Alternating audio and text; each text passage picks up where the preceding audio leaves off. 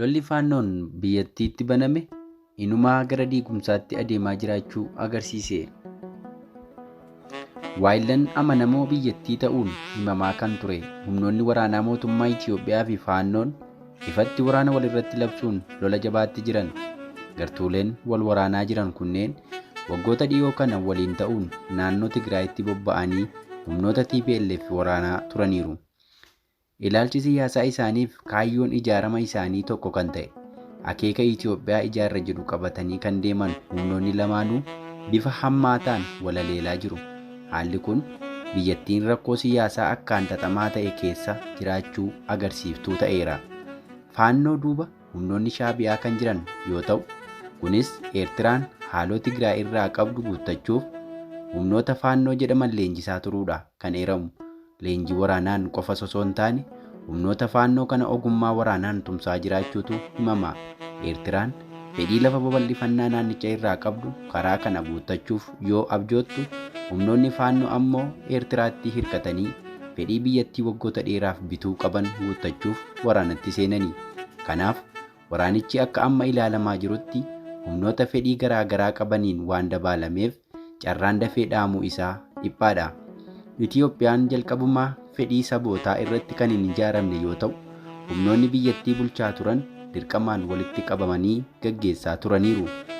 Haalli humnaan biyyattii tokko taasisuuf yaaluu haala amma argamaa jiruun waan gufate fakkaata. Kunis yeroo humnoonni naannoo Tigraay gara nagaatti dhufanii lola dhaabanitti humnoonni Amaaraa lola jalqaban. Ta'iin kunis biyyattiin hanga fedhii sabootaa eegdee bifa haaraan deebitee of hin tolchinetti maraamartoo waraanaa keessaa akka hin baane taasiseera. Naannoo Amaaraatti lolli guddaan gaggeeffamuun akkuma dhaga'ameen naannoo sabaaf sablammoota kibbaa gamoo gofaa keessaa fincilli uummataa dho'ee jira jedhama. Sirni bulchiinsa Itoophiyaa PP'n amma aangoo gaggeessummaa of harkaa qabu fedhii sabaan ala gaggeessummaa irra jiraachuuf kun agarsiiftuudha. Har'a naannolee Itoophiyaa hedduun haala ukkaanfatanii jiran. Kaan ammoo haaloo qaban baafatanii sochii gaggeessaa jiru. Akeekni lola faannoo amma fedhii saboota kaanii cafaqee sirna nugusaa waggoottan dheeraa dura ture deebisuu ta'us, saboonni biyyattii hedduun garuu gaaffii mirgaa qaban gaafachuurraa duubatti hin jenne. Inumaa saboonni kibba Itoophiyaa fi Beenishaangul Gumuz akkasuma Gaambeellaa, Somaalee, Qimaantii fi Affaar dabalatee hedduun saboota biyyattii gaaffii walqixxummaa kaasaa jiru. Itoophiyaan impaayera ta'uu namoota falmaa turaniif haalli tibbanaa kun ragaa qabatamaa ni ta'a jennee yaanna. Faannoon lola gaggeessaa jiru kanaan milkaa'ina yoo argates ta'e milkaa'ina yoo dhabes sichi biyyattiin haala ammaa kanaan nagaa taate itti fuftiin hin yaadamu.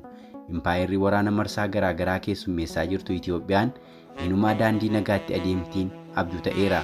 Kunis fedhiin aangaa'ota sirnichaa nagaa hawaasni dheebotu qabatamaan arjoomuu ta'uu dhabuurraa waraanaaf uummata kakaasuuf dargaggoota gara dirree waraanaatti hawwachuun ala ta'amee mariin rakkoon siyaasaa biyyattii hudhee qabe akka furamu fedha hin qabani. Akkuma hayyoonni Oromoo hedduun jedhaa turan, biyyattiin nagaa ta'uuf jalqaba irratti hawaasa bal'aaf lafa bal'aa qabatee kan jiru Oromoon nagaatti deebi'uun barbaachisaa ture. Kun garuu ta'uu dhabuudhaan inumaa rakkinni akka dabalaa adeemu taasisaa jira. Yeroo waraanni adeemaa jiru kanatti beelli yaaddessaa ta'e biyyattii keessaa dhaga'amaa jira. Haalli waraanaa guutummaa naannolee Itoophiyaa keessaa dhaga'amaa jiru danqaa hojiiwwan misoomaa olaanaa ta'eera. Kanarraa ka'uun oomishni hir'atuun himamaa jira. Biyyattii keessatti sodaa waraanaarraa kan ka'e uummati hedduun bakkeewwan oomishaa gadhiisee gara magaalaatti godaanaa kan jiru yoo ta'u, oomishaaleen kaan ammoo araddaa irratti humnoota faannoo dabalatee loltoota mootummaan gubachuun kanaan dura himamaa tureera. Haalonni kun carraa qaala'insa jireenyaa hammaataa taasisuu isa olaanaa irraan gahaniiru. Ammatti biyyattiin wallaansoo waraanaa cinatti ba'aa qaala'insa jireenyaa nuffisiisaa ta'e keessummeessaa jirti. Madaa irratti soogidda firfirsuu kan fakkaatu biyyattiin ammas waraana marsaa haaraa ta'e lola faannoo keessummeessuu irratti argamti. Haalli kun biyya silumaa caccabaa jirtu kan dhabamuuf sadarkaa jiguu qabattee dhuftee jirtutti saffisiisaa jira. Humnoota waraanaa har'a mootummaa Itoophiyaaf qormaata ta'uun himamaa jiru faannoo hidhachiisuu leenjisuurraa hanga dhiyeessii waraanaa qopheessuutti adeemsisaa kan ture mootummaadhuma Itoophiyaa ture. Kunis gartuuwwan waraanaa TPLF duratti dhaabachuuf yaadame yoo ta'u, kana cinatti adeemsa waraanaa bilisummaa Oromoo ittiin laaffisuuf yaadee haa ijaaru malee gartuu waraana faannoo jedhaman kun sadarkaa fonqolcha mootummaa yaaluurra gahaniiru. Humnoota kana duuba namooti jiran hedduun ammoo hangaa'ota olaanoo mootummaa Itoophiyaa ta'anii jiraachuun humni kun saffisaan adeemsa waraanaan akka jabaatu taasiseera. Inumaa humna kana haamileessuun ijaaramanii waggaa muraasa keessatti qormaata olaanaa Itoophiyaa ta'uu danda'anii jiru.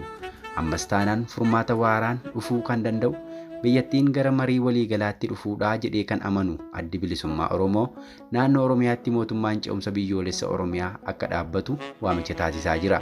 Rakkoo har'a uumameef mootummaan ulaa furmaataa adeemurra karaa rakkinichi babal'atu adeemuu filate kan jedhan dhaabbileen siyaasaa Oromoo kanneen akka KFO biyyattiin gaaffii sabootaaf deebii gahaa yoo laatte qofa nagaa argachuu akka dandeessu amanu.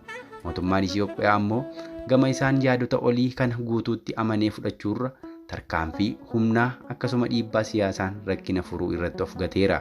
Keessumattuu rakkinoota biyyattii quunnaman karaa waraanaan furuu kan jedhutti amanee socho'uun boodarra ammoo dirqamee gara nagaatti dhufuun waan hin oolle gaabbii keessaa of baasuu hin dandeenye. Haalli kun marti Itoophiyaan afaan hallayyaa irraa adeemsisaa jira. Kana keessatti hawaasni nagaan dararamuu qe'ee irraa buqqa'uuf rakkinoota hamaaf saaxilameera. Ammas taanaan haalli kun tasgabbii akka argatuuf ifaajurra duula waraanaan dhibdee biyyattii furra kan jedhan qaamoleen mootummaa tibbana odeessa waraanatti uummata dadammaqsuu danuu facaasuu irratti argamu. Dhumni waraana kanaa maal ta'inna laata? Walumaan fuulduratti kan ilaallu ta'a. Qophii kana barreessuuf dhiyeessuun kan isin waliin ture Anaagaa Jimaati. Waan waliin turtaniif galatoomaa jechaa fuula YouTube keenya Finfinnee Multimedia subscribe, share, like gochuu hin dagatinaa dhaamsa keenya. Sagantaa kana fakkaatuun hanga wal agarruutti turtii gaarii.